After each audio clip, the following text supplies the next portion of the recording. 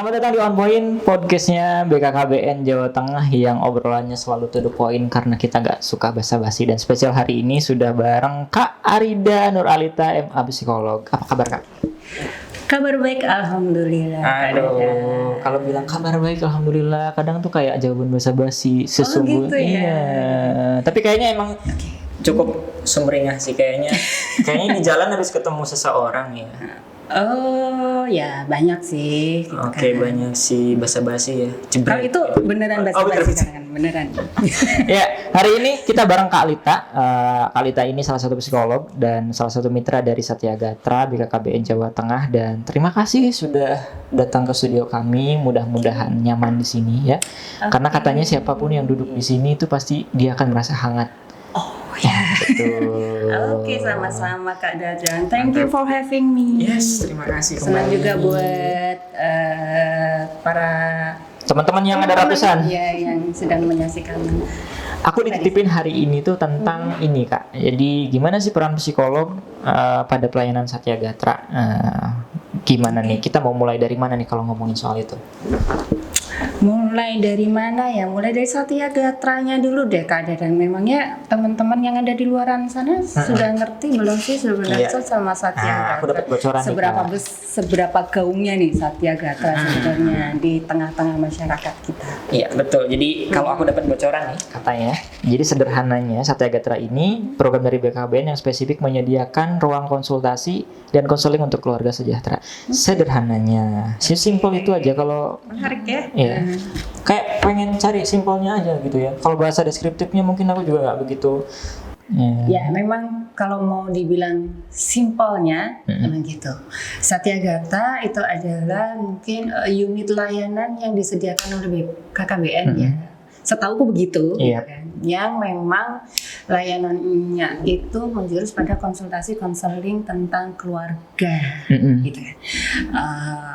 Kok keluarga sih, gitu kan? Ngapain keluarga diurusin, gitu Iya, kan? emang keluarga sendirinya gitu kan? nggak keurus. Nah, sementara gitu kan mungkin sebagian orang menganggap bahwa ya keluarga itu adalah institusi terkecil di masyarakat kita yang punya otonomi sendiri. Betul. Yang ngapain diutik-utik gitu kan. Cuma gini, kita itu lahir itu kita memulai nafas kita itu umumnya sebagian besar dari kita adalah dari keluarga. Betul. Belajar jalan, belajar makan, sampai kita pulang ke rumah, kita sampai sekarang juga masih pulang ke keluarga. Jadi kenapa keluarga diurusin? Nah, kadang-kadang persoalan-persoalan yang kemudian kita bawa kemudian bisa berimbas ke dari kehidupan kita di masyarakat lebih luas, itu kadang sering berakarnya juga dari keluarga. Jadi makanya kalau keluarganya bagus, kalau keluarganya solid, kalau keluarganya berkualitas, insya Allah anggota keluarga di dalam situ pun juga punya karakter atau mental yang juga berkualitas. Sehingga mereka juga bisa bermasyarakat secara berkualitas, harapannya begitu kan. Ya makanya kalau mau itu kalau ibarat kata mau ngomong-ngomong idealis gitu ya, gitu kan, sok-sok nasionalis gitu ya, gitu. Kalau mau memperbaiki bangsa ini ya kita mulai dari Keluarga. Mantap. Makanya BKKBN ini memang tuh di belakangnya segera ber-KB usai persalinan itu salah satunya untuk membuat keluarga jadi harmonis. Mantap. Dan layanan KB itu juga ada di Satya Gatra, gitu kan. Jadi sebenarnya kan keluarga, layanan keluarga kalau nggak salah nih ya, karena saya sendiri juga bukan orang yang bergerak di Satya Gatra, cuma kebetulan bermitra gitu dengan Satya Gatra, bermitra dengan BKKBN. Nah, di Satya Gatra sendiri itu kalau nggak salah, mohon maaf kalau salah ya buat mbak-mbak, mas-mas, kakak-kakak yang berkecimpung di Satya Gatra. Nanti kita kasih klarifikasi. Gitu, disclaimer dulu.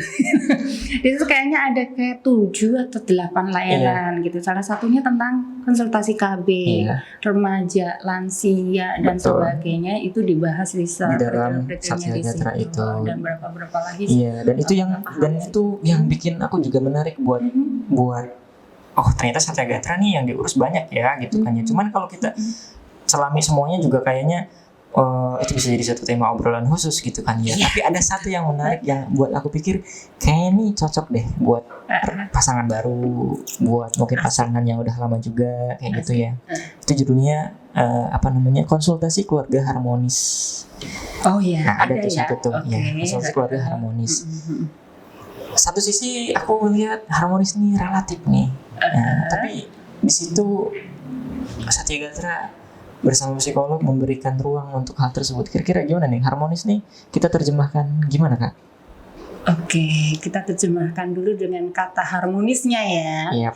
Kalau kita memaknai kata harmonis itu kan berarti harmonis itu ketika sesuatu itu berjalan dengan selaras, sesuai pakem, on track gitu,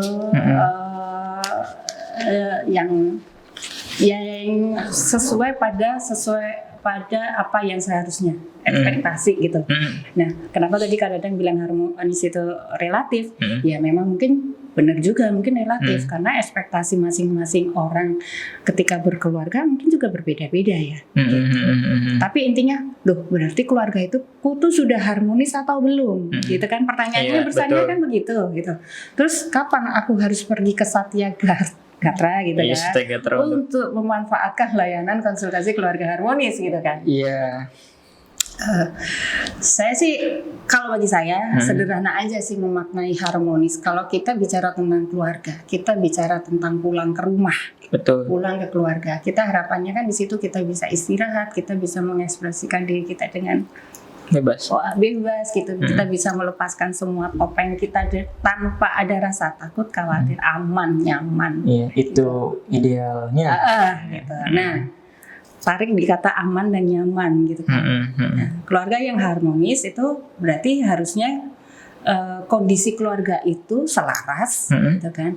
Sesuai ekspektasi, sesuai rule-nya yang diharapkan di masing-masing anggota keluarga itu, sehingga masing-masing anggota keluarga itu merasa aman, nyaman, happy di dalam keluarga itu. Ukurannya kan gitu. Iya, aman, nyaman, happy ya. Jadi kita nggak bisa bilang harmonis kalau itu pasangan suami istrinya mesra kok, kemana-mana runtang-runtung berdua gitu. Iya. Hai, terus bagaimana hubungan mereka dengan anaknya? Betul. Terus anak-anaknya sendiri antara anak satu dengan anak lainnya gimana nih, rukun apa enggak? Nah, itu kan jadi pertanyaan juga. Nah, itu jadi pertanyaan selanjutnya juga tuh.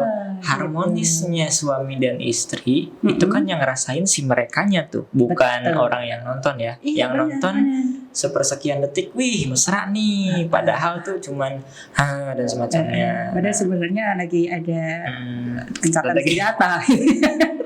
Gimana sih ngebikin harmonis suami istri nih? Nah, gimana tuh? Nih sekalian konsul nih. Ini aku pasangan baru ya. Mari kita bertanya, gimana ngebikin suami istri ini menjadi seorang yang harmonis? Kuncinya itu kan sebenarnya ada di komunikasi ya, lagi-lagi ya. Ketika ekspektasi atau harapan masing-masing orang di dalam anggota keluarga, ekspektasi masing-masing anggota keluarga termasuk di sini adalah suami istri, itu bisa tersampaikan dengan baik. Ekspektasi tersampaikan? Ya dong. Oke. Komunikasi kan tersampaikan dengan baik dan kemudian itu dipahami oleh masing-masing dengan baik. Oke. Kadang-kadang kenapa? Kok kelihatannya harmonis tapi di dalam ternyata unhappy, ternyata nggak bahagia, atau karena mungkin ada ekspektasi masing-masing yang mungkin tidak pernah dikomunikasikan dengan gamblang. Jadi tidak disepakati maumu apa sih, mauku apa. Nah gitu, dan kemudian dipahami oleh masing-masing. Padahal membangun rumah tangga itu kan sebenarnya ketika kita akad nih, kadang-kadang akad nih saya terima nikahnya gitu kan. Itu kan ada kesepakatan itu. Betul. Yang harus disepakati bersama. Diikuti bersama. Kesepakatan yang secara rule agama itu dibaca tuh di buku. Dan mungkin ada sepakat yang lain-lain yang memang hanya disepakati customize di mereka berdua suami istri. Dan kadang-kadang seringnya itu tidak semuanya tersampaikan.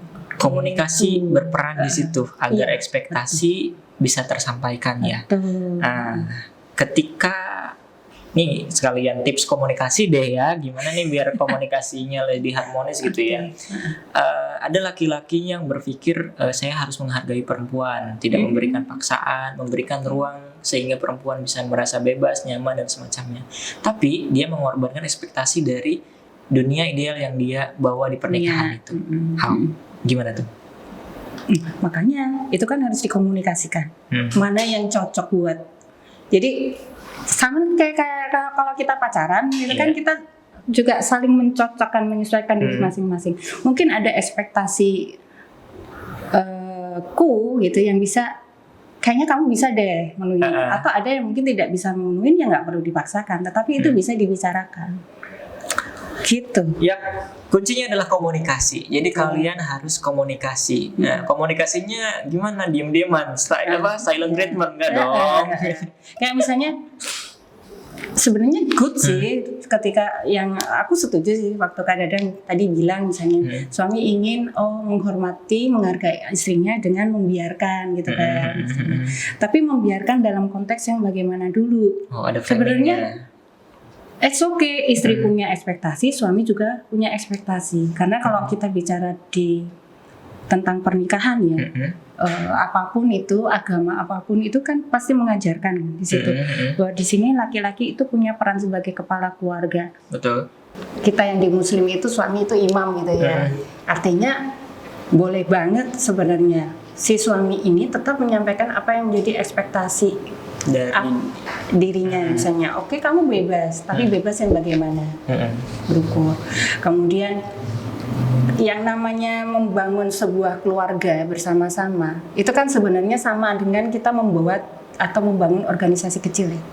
Itu kalau kita ngantor di sini, Kak Dadang bekerja di on point gitu kan, pasti ada aturan main, aturan kerja yang harus diikuti. Gitu. Nah begitu juga dengan keluarga sebenarnya gitu. Aturan main di dalam keluarga itu seperti apa? Nah si suami sebagai kepala keluarga boleh kok menetapkan aturan apa di dalam keluarganya. Tapi itu bukan berarti kemudian mendominasi bahwa kalau yang aliran patriarkal gitu kan fatwa laki-laki harus diikuti gitu ya, gitu kan. Tanpa mungkin mempertimbangkan pendapat istri atau anak-anaknya. Nah, kalau di keluarga modern gitu, kalau tujuannya mau mencapai harmonis ini tadi, gitu kan. Ini konsepnya keluarga modern ya. Keluarga modern yang untuk mencapai harmonis itu tadi, gitu. Itu kan berarti aspirasi si istri, aspirasi anak-anaknya itu juga perlu diakomodir, sehingga aturan di dalam keluarga itu bisa dibangun. Itu secara bersama-sama, disepakati secara bersama-sama gitu. Iya, jadi ekspektasi juga bisa disampaikan di situ. Dan ekspektasi harus disampaikan, tidak disimpan rapat-rapat karena malah jadi gondok sendiri ya kalau disampaikan ya. Komunikasilah yang baik ya para bapak dan para ibu, karena itulah modal fondasi keluarga jadi harmonis. Tadi kan suami ke istri ya, cara ngebikin suami istri biar harmonis gitu kan, salah satunya komunikasi. Tidak menutup kemungkinan anak ke orang tua juga komunikasi, tapi pasti ada treatment spesifik dong. Gimana tuh? Kalau anak ke orang tua atau orang tua ke anak, gimana pendekatannya? Itu dia. Itu masih PR ya. Di banyak sebagian besar keluarga di Indonesia ya, masih banyak kok anak-anak remaja-remaja yang kadang berkeluh kesah nih, baik ke Puspaga Jawa Tengah gitu, tempat saya bernaung. Atau mungkin juga di Satya juga ada curhat gitu, dimana mereka punya kendala untuk ngobrol sama orang tuanya gitu. Jadi kadang curhat belum selesai nih gitu, ngomong belum selesai nih berapa kalimat, masih koma sebenarnya anaknya. Udah langsung di-cut. Ya orang tuanya itu saking pedulinya sih ya, mungkin care ya banget. Care banget, terus langsung kok bisa kamu begini, ceramahnya panjang. Jadi seringnya mereka mengeluhkan malas ngobrol sama mama, malas ngobrol sama papa. Kenapa? Nanti nggak tahan aja. Kenapa sih cerewet gitu. Loh emang kenapa cerewet gitu, jadi bete gitu. Karena kadang-kadang ini kelemahan orang tua itu karena jiwa orang tuanya yang lebih besar gitu. Jadi hasrat untuk menasehati itu luar biasa. Padahal mungkin nasihat yang diberikan orang tua ini nggak semuanya dibutuhkan anak. Anak itu kadang-kadang cuma butuh didengar aja gitu. Nah, ini yang kadang-kadang jadi gap komunikasi anak dengan orang tua, yang terus kemudian bikin anak juga malas ngobrol sama orang tua. Dan orang tua tuh suka gini loh, kayak bapak tuh udah ngalamin, udah pernah muda kayak kamu gitu, kayak sotoy gitu ya. Iya gitu kan, anak muda kayak aduh please deh, zamannya kan beda kan kayak begitu ya. Ya lagi-lagi komunikasi ya, mantap. Jadi harus belajar komunikasi kayaknya. Kalau Kak Lita gimana nih ngelihatnya? Kalau misal ada anak yang kalau tadi kan kayaknya baik-baik ya. Maaf. Kalau ada tadi kan anaknya baik-baik tuh. Kalau anaknya memang bandel, gimana tuh? Kudu gimana kita? Bandel itu gimana sih? Nah, misal susah kamu katanya kalau orang tua bilang kamu susah diomongin, itu tuh adalah indikator bandel tuh katanya. Gimana tuh begitu? Bandel itu kan lebih ke stigma ya menurutku ya, labeling orang tua betul. terhadap anak yang dianggapnya tidak sesuai dengan ekspektasi dia, gitu kan? Lagi-lagi ekspektasi gitu. Ya? Iya dong, gitu. Kamu gitu. Kenapa aku dulu juga waktu kecil juga begitu, wah ini paling bandel di antara kakak-kakaknya gitu kan? Kenapa ya, gitu kan? Akhirnya kan gitu mikirnya. Oh, karena suka ngeyel gitu kan? Oh, karena suka ini gitu. Nah, sebenarnya gini. Nge-treat anak itu kan nggak bisa sama satu sama lain gitu. Kadang-kadang gini, orang tua kemudian ngejudge gitu kan, ini anak bandel gitu, hanya karena mungkin nggak sesuai ekspektasi dia, entah itu dari sisi prestasi akademik, mungkin perilaku dan sebagainya. Tapi seringnya kemudian orang tua lupa gitu, bahwa mungkin bukan masalahnya bukan di anaknya ini, masalahnya adalah kita nih sebagai orang tua nge-treatnya bener apa enggak, ada sesuai apa enggak sama si anak ini gitu. Mungkin memperlakukan si kakak gitu kan dengan metode A gitu berhasil, tapi metode ini nggak berhasil dengan karakter si adik. Mungkin harus dengan pendekatan yang lain. Nah, itu yang nggak bisa disamakan. Dan itu harus bertumbuh bareng nggak sih? Iya. Orang tua juga mempelajari anak. Iya. Terus kadang-kadang orang tua yang mungkin belum berdamai dengan dirinya sendiri masih bawa-bawa masa lalu tuh, gitu kan? Kayak gitu. Dulu mama juga yang itu begitu sama mama gitu. Buktinya mama baik-baik aja sekarang, masa kamu jadi lebay begitu mikirnya. Nah, itu riwayat masa lalu yang dibawa dan nyebelin ya. Padahal kalau mau ditanya lebih jauh, lebih dalam, is it right gitu? Apa benar mama baik-baik aja gitu? Apa mungkin perilaku mama memperlakukan anak sekarang itu justru karena sebenarnya ini si mama belum selesai gini sebenarnya dengan masa lalunya gitu kan. Terus mamanya jawab aja tapi pura-pura baik gitu. Pura-pura baik-baik aja gitu. Terus mamanya jawab, kamu ngelunjak. Wah. Memang aduh gimana ya. Selanjutnya nih ya, kalau tadi kan itu kan hal yang terjadi setelah menikah, suami dengan istri, orang tua dengan anak pun, mertua dengan menantu dan semacamnya kayak gitu ya. Untuk menjadi keluarga itu step awalnya tadi menikah kayak begitu ya. Aku ingin coba sedikit menyinggung tentang menikah karena banyak teman-teman yang cukup khawatir dengan wah ntar nggak harmonis, ntar bla bla bla semacamnya. Jadi mereka memilih untuk nggak usah nikah deh kayak gitu semacamnya. Nah, memang menikah itu untuk memutuskan yes aku mau nikah itu kan nggak ujuk-ujuk ya, nggak ujuk-ujuk karena ada banyak hal remeh temeh kayak sebatas perkara tidur ngorok aja bisa jadi cekcok masalah ya. Handuk bekas mandi di kasur aja jadi masalah juga kayak begitu. Masalah-masalah kecil kayak gitu tuh sebenarnya tuh jadi pembuat harmonis atau jadi apa nih atau jadi bom waktu masalah-masalah kecil gitu. Nah, kembali ke kata relatifnya Kak Dadang lagi kan. Sebenarnya kan bagaimana kita membuat batasan untuk diri kita sendiri. Sejauh mana sih kan nobody perfect ya. Sebenarnya kalau kita mau menikah pasti kita berharapkan pasangan yang A, B, C, D, E gitu seideal yang kita bayangkan. Tapi coba kita melihat ke diri kita sendiri. Apakah kita juga A, B, C, D, E sesempurna yang diharapkan oleh pasangan kita? Tentunya juga ada beberapa hal dari kita nggak bisa memenuhi apa yang jadi harapan pasangan, gitu kan? Ya kan? Nah, bisa jadi pasangan kita pun begitu, nggak semuanya perfect seperti yang kita harapkan. Nah itu sebenarnya kalau itu landasan itu sudah disadari dari awal, harusnya masalah yang seperti itu bukan menjadi hal yang besar gitu. Jadi kalau yang namanya perbedaan gitu, dulu aku pernah dengar itu dari siapa ya, ada yang sempat ngomong gitu. Nah itu adalah kelemahan saya, daya lupa saya cukup tajam gitu. Jadi dulu ada public figure ngomong begini. Jadi perbedaan pasangan itu kita harus bisa memilah mana hal-hal itu beda, masih bisa kita tolerir, kita terima, mana yang nggak bisa. Mana yang prinsipal, mana yang bisa nego gitu ya. Iya, gitu. Misalnya ada perbedaan tentang keyakinan, mungkin ya, karena keyakinan itu mungkin kaitannya dengan cara kita berdialog dengan alkoholik, dengan Tuhan dan sebagainya. Kalau itu dianggap sebuah prinsip yang nggak bisa diutik-utik, nggak bisa ditolerir, ya jangan dipaksakan, gitu. Tapi mungkin ada perbedaan-perbedaan yang mungkin masih bisa keterima sama kita, gitu. Kita masih punya ruang untuk bisa mentolerir itu, misalnya kayak tidur ngorok, misalnya naruh anduk di kasur. Sesuatu yang mungkin bisa kita tolerir, sesuatu yang mungkin masih bisa kita sampaikan.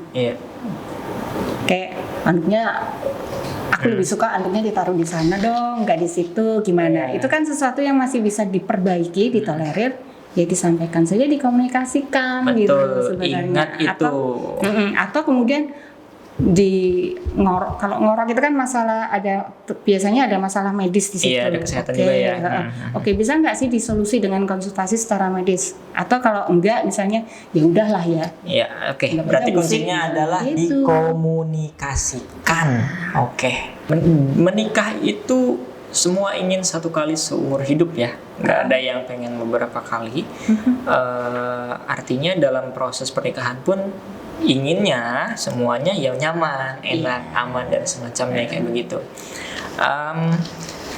Kemarin tuh aku nemu salah satu tokoh musisi gitu ya bilang kalau nyari pasangan itu minimal bikin rasa biologis kita naik gitu kan, nggak cuma sosial doang gitu. Karena kalau sosial doang ya dilihat sama orang enak gitu ya, enak ngobrol, dilihatnya cakep dan semacamnya. Tapi kalau secara biologis nggak dapat ya murang marung juga. Memilih pasangan secara ketertarikan biologis dan secara sosial nih gimana? Apakah itu bisa membuat kehidupan suami istri jadi harmonis juga kah?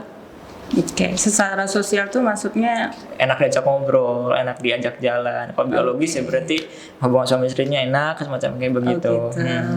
Gimana tuh? Sebenarnya kan kembali ke tujuan pernikahan itu sendiri, mau ibarat kata lu tuh mau nikah buat apa? Nah, gitu kan. Kalau di dalam agama menikah itu kan sebuah ibadah. Ibadah yang paling panjang bahkan kan. Karena kalau puasa Ramadan cuma 30 hari kan, kalau sholat juga berapa menit, berapa jam tergantung masing-masing. Tapi menikah itu adalah ibadah yang panjang. Kalau kita bicara bahwa itu niatnya adalah ibadah, tentu seharusnya ya, ini menurut aku ya, seharusnya sih landasannya bukan atas dasar alasan orientasi seksual saja, atau hanya sekedar masalah sosial saja. Artinya asik diajak ngobrol, atau secara sosial dia orang yang dianggap keren, jadi nanti kalau aku nikah sama dia, aku status sosialku ikut naik nih, misalnya gitu. Nggak cuma sebatas itu kan gitu. Tetapi banyak hal, karena menikah itu ibadah yang panjang, pasti akan banyak perjuangan yang harus dilalui di situ. Gitu. Dan itu bukan cuma sekedar masalah ranjang. Itu juga bukan cuma sekedar masalah ngobrol bareng, nonton bareng gitu kan. Tapi banyak hal yang kemudian kita pasangan gitu ya, temui di sepanjang perjalanan mereka menikah, gitu. Dan sepanjang perjalanan pernikahan itu tuh akan datang fase penerimaan, enggak sih? Betul, betul. Jadi makanya tentukan dulu itu tujuanmu menikah itu apa. Kemudian yang mau jadikan kamu dasar untuk menikah apa? Pakai value yang mana nih? Gitu. Aku tertarik secara biologis karena kebutuhan biologisku sangat tinggi gitu ya. Gitu. Kayak misalnya nih, oh ini Kak Dadan nih keren nih gitu. Oke. Nah, tapi kalau misalnya Kak Dadan keren, terus apakah Lita bisa menikah dengan Kak Dadan? Oke. Kan belum tentu, Iya. ya, belum tentu. Ketika kemudian value kita dalam berkehidupan itu berbeda, gitu kan, cara kita memandang kehidupan. Oke lah berbeda nggak apa-apa, tapi kalau berbedanya itu saling melengkapi menjadi lebih bagus, it's okay. Tapi kalau berbedanya itu justru membuat konflik yang berkepanjangan gitu kan, ya ngapain diterusin gitu. Ibarat kata kalau orang tua saya bilang, orang baik ketemu orang baik itu belum tentu hasilnya baik. Oke. Gitu. Iya. Makanya suka ada yang bilang ini laki-lakinya preman kok dapet istrinya yang soleh. Mungkin Itu juga bisa jadi itu ya. menurut Allah itu bisa menjadi jalan kebaikan Betul. buat mereka gitu. Betul. Nah itu yang harus diperjuangkan sebenarnya. Mantap. Semangat anak pasangan-pasangan muda dan teman-teman yang mau nikah karena hidup itu adalah perjuangan. Aku jadi inget Raditya Dika. Raditya Dika pernah bilang kalau dia bilang nikah itu justru pembuktian kalau kita itu jodoh apa enggak katanya gitu. Karena ya habis orang yang nikah aja bisa terus pisah dan semacam kayak begitu. Nah, ya setuju nggak sama statementnya Radit nih? Punya pandangan lain atau kayaknya terlalu sempit kalau kita ngukur hanya sebatas perkara jodoh gitu. Gimana Kak Lita? Jodoh itu rahasia ilahi sih sebenarnya. Oke. Menurutku ya gitu. Tapi menikah itu sebenarnya adalah sebuah fase di kehidupan manusia ya, yang challenge itu mau kamu ambil apa enggak. Oke. Nah, karena ada perjuangan panjang, ibadah panjang di situ yang harus kita lalui. Dan di perjalanan ibadah menikah itu kan pasti ada ujian-ujian nih yang diberikan sama Allah ke kita. Gitu. Yang itu mungkin nanti bisa jadi penguat ladang pahala kita di akhir kan gitu. Nah, apakah itu kemudian kita menikah dengan jodoh kita atau tidak dengan jodoh kita? Itu Allah kok. The fact is, lu ketemunya sama dia. Gitu. Sedih banget ya. Jadi enggak gitu, bukan berarti karena aku ketemunya sama dia, berarti aku harus menikahnya sama dia. Enggak gitu juga. Karena kan tadi aku bilang bahwa menikah itu challenge ibadah yang ya kamu mau memasuki fase itu atau enggak, itu pilihan sih kan sebenarnya. Iya. Kamu memilih menikah dengan dia atau tidak, itu pilihan keputusanmu. Nah, jodoh atau tidak, kalau aku sih masih menganggapnya itu rahasia ilahi ya. Itu prerogatif. Itu berproses dari proses menikah itu sendiri. Ya boleh setuju boleh enggak lah ya. Intinya Radit punya pengalaman tersendiri sehingga dia bilang begitu. Artinya ya gak perlu harus melalui ini harus jodoh dan semacamnya gitu lah ya. Ketika punya pemahaman kayak gitu, tapi itu menjadi sebuah value yang kemudian menyemangati dia untuk selalu berbuat baik di pernikahannya, selalu ingin bertumbuh dan berkembang bersama pasangannya ke arah yang lebih baik, itu bagus-bagus aja. Ini jodoh gue, maka aku harus jadi lebih baik nih di sini. Kan itu motivasi yang bagus. Betul, ya. Gitu. Jadi ketika itu jadi sebuah pelecut untuk hal yang lebih baik, kenapa tidak ya? Gitu ya. Mantap. Dan mudah-mudahan dengan kondisi yang begitu maka keluarga harmonis bisa mudah tercapai. Balik lagi ke harmonis. Mantap ya. Kalau seandainya harmonis ini bisa dibeli, berapa harganya? Gimana nih? Nah, gimana nih? Bisa gak kita aku rela apa gitu? Karena pasti takarannya juga pasti berbeda ya. Iya. Apakah harmonis itu tidak bisa dibeli berarti? Unvaluable ya. Atau terlalu valuable sehingga susah untuk ditakar sebenarnya. Karena masing-masing orang itu punya maknanya sendiri-sendiri kan. Betul. Ya. Setuju. Oke, aku setuju. Ya, harmonis memang nggak bisa di ya mungkin itu slang aja paling ya dibilang. Cuma when you get it, ya itu adalah harta yang luar biasa sih. Harta yang hidupmu gitu. Karena di situ ada, di dalam harmonis itu kan ada banyak nilai yang bisa kita petik, bukan cuma dari ukuran nominal angka berapa, tetapi ketika keluarga kita harmonis, maka di situ ada pendidikan yang terpenuhi gitu kan. Ada nilai-nilai spiritual yang bisa bertumbuh di situ, kemudian ada kesehatan mental yang terjaga. Nggak cuma kesehatan mental, fisik tentunya juga Iya. harus terjaga dan lain-lain yang itu nggak bisa diukur cuma dengan ukuran angka ataupun ya Gitu. nggak bisa juga aku yang penting keluargaku harmonis, aku rela apa gitu ya, tapi ya nggak bisa begitulah ya, karena harmonis patut diperjuangkan ya, patut diupayakan kayak gitu. Suka ada yang anak-anak atau orang-orang yang pergi ke jalan atau let's say kabur gitu ya ke jalan semacam, kemudian berdalih saya berasal dari broken home ataupun keluarga tidak harmonis atau fatherless atau apapun lah begitu. Memang kenyataannya begitu atau sebenarnya itu kambing hitam aja sih mereka? Gimana sih Kak? Orang-orang yang memilih untuk pergi dari rumah. Yap. Balik lagi tadi seperti yang aku bilang di awal ya, bahwa keluarga itu seharusnya bisa menjadi rumah yang aman dan nyaman, ya kan? Yap. Buat setiap anggotanya. Kalau itu sudah aman, nyaman, ketika kita capek, hektik dan sebagainya, pengennya kan pulangnya ke rumah. Betul. Ketika kemudian ada anak-anak kita, remajanya yang lebih suka keluyuran di jalan daripada pulang ke rumah, ya umumnya kasuistiknya gitu ya, berarti mereka mungkin tidak merasa nyaman di rumah, sehingga mereka mencari kenyamanan itu ada di luar rumah gitu. Bahwa sebagian jadi memang kalau anak kabur dari rumah itu kan faktornya bisa macam-macam. Betul. Keluarga itu menjadi salah satu faktornya. Iya. Gitu. Kemudian pengaruh pergaulan itu juga bisa.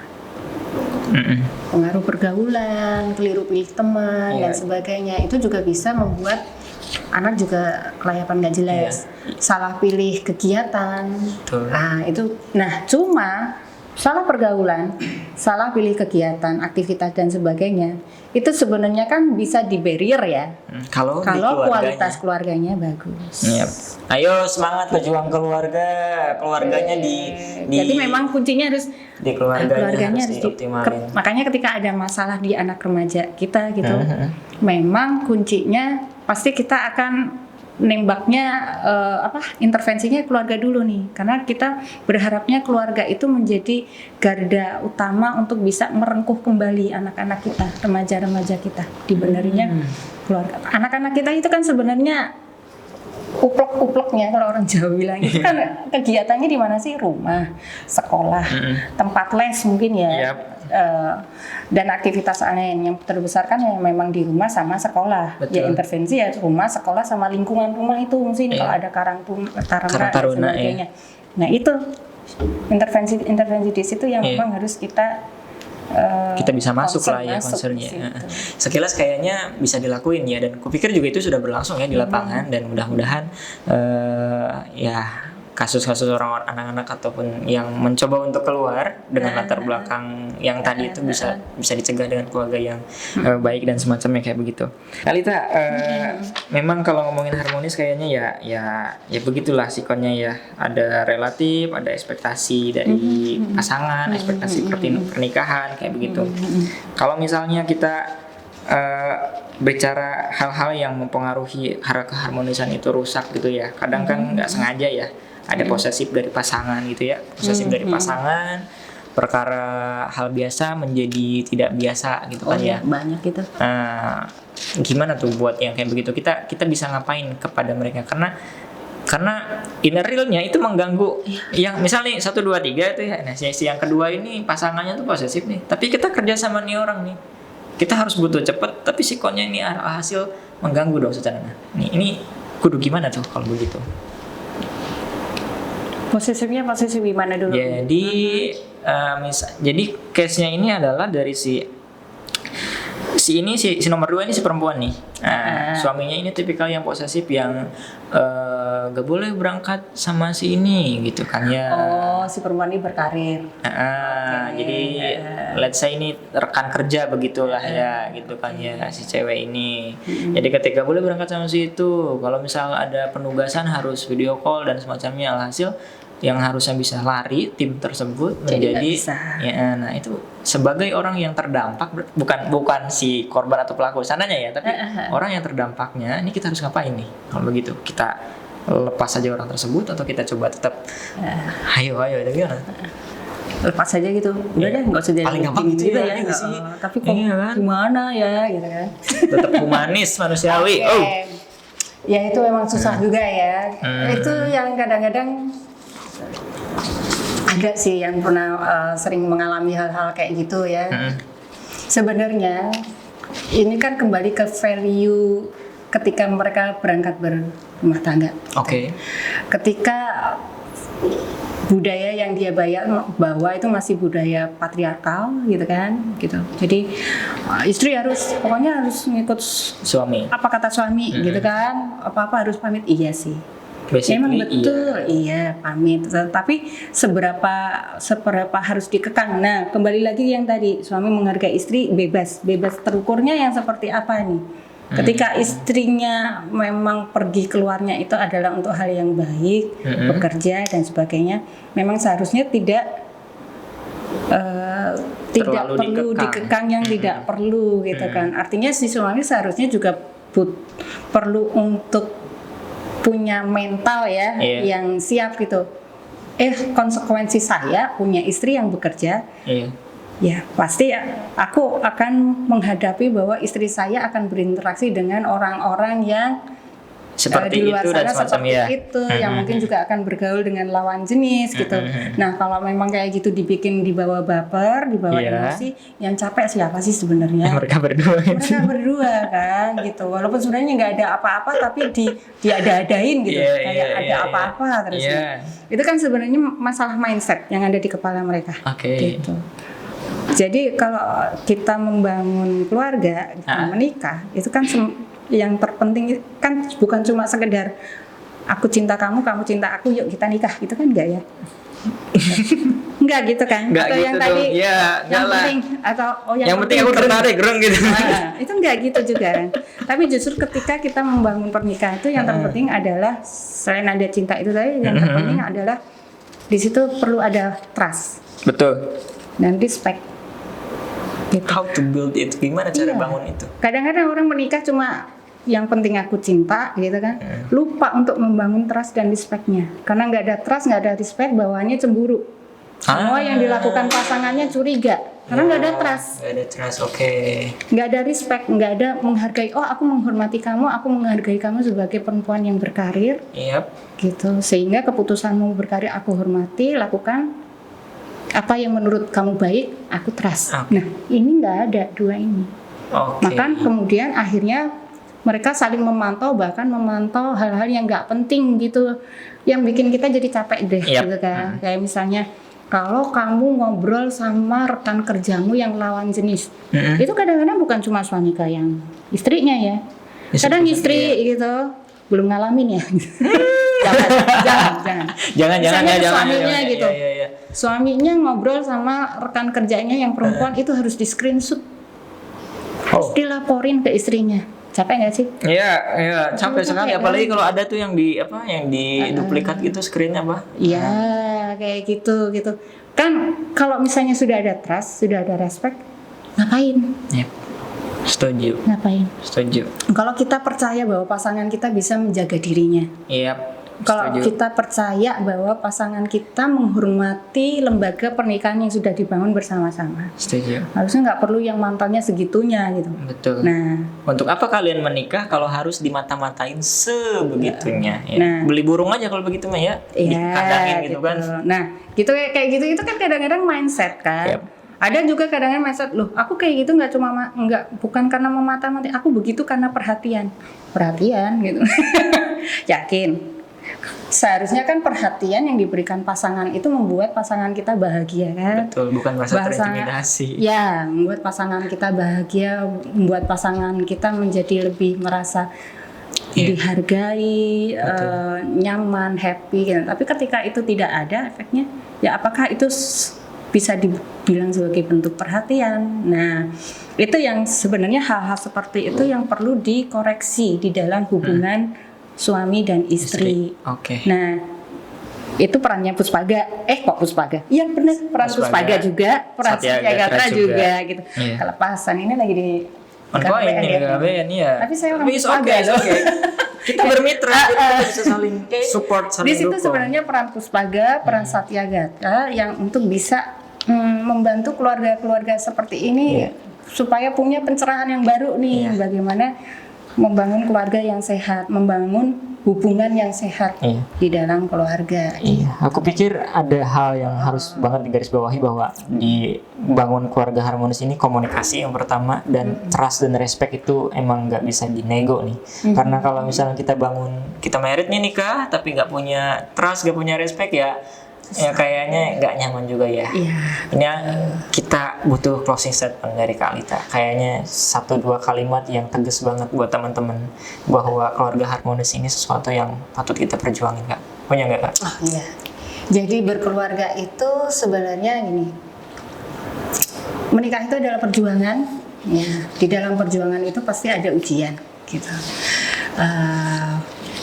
Jadi bagaimana kita tangguh menghadapi ujian itu di membangun keluarga, itu kembali ke kitanya sendiri untuk solid menjadi bagian di dalam sebuah keluarga itu. Nah, untuk menjadi harmonis tentunya nggak cuma sekedar didasari 1-2 hal saja ya, kayak cinta saja, atau sekedar suka saja, atau sama-sama status sosialnya saja. Tapi untuk menjadi harmonis itu yang terpenting adalah bagaimana mengembangkan komunikasi yang baik, yang efektif, yang asertif di antara para anggota keluarga itu. Nah, kalau komunikasi yang asertif tentunya di situ perlu ada respect, ada trust untuk bisa saling menghargai satu sama lain. Nah, maka sebuah harmonisasi itu bisa terbangun gitu.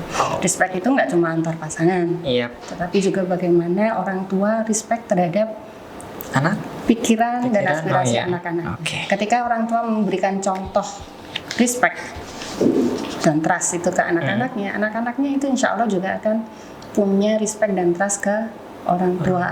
Sehingga kalau mereka punya masalah pun mereka akan ngobrolnya dari sekian banyak pilihan untuk mengadu, pasti akan kembalinya ke orang tua harusnya. Oke, siap, mantap Kak Lita.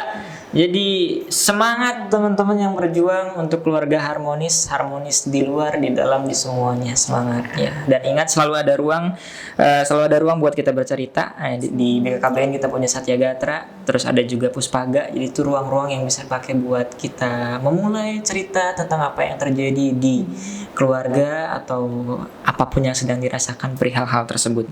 Teman-teman juga kalau mau datang ke Satyagatra bisa ke kantor perwakilan BKKBN Jawa Tengah di Jalan Pemuda. Dan teman-teman juga kalau misal mau tanya atau mau konsultasi bisa nanti hubungi ke nomor WA di sini, atau juga boleh di kolom komentar misal bertanya atau berbagi pengalaman ya teman-teman. Dan kasih jempol kalau suka tayangan ini. Kalau nggak suka juga komen aja di bawah, karena nanti komen-komen teman-teman bakal bikin tayangan ini jadi lebih baik dan lebih enak buat dinikmatin. Dan satu lagi, kalau mau nonton cuplikan-cuplikannya, kita juga punya sosial media BKKBN Jawa Tengah. Di Instagram ada BKKBN_Jateng, di TikTok juga ada ya BKKBN_Jateng. Semuanya mudah buat diakses. Jadi kalau misal teman-teman pengen lihat yang apa sih poinnya bisa cek di sana ya. Dan akhirnya singkat saja, terima kasih Kak Lita sudah datang ke On Point. Sama-sama. Iya, terima kasih dan sampai jumpa di On Point selanjutnya. Assalamualaikum.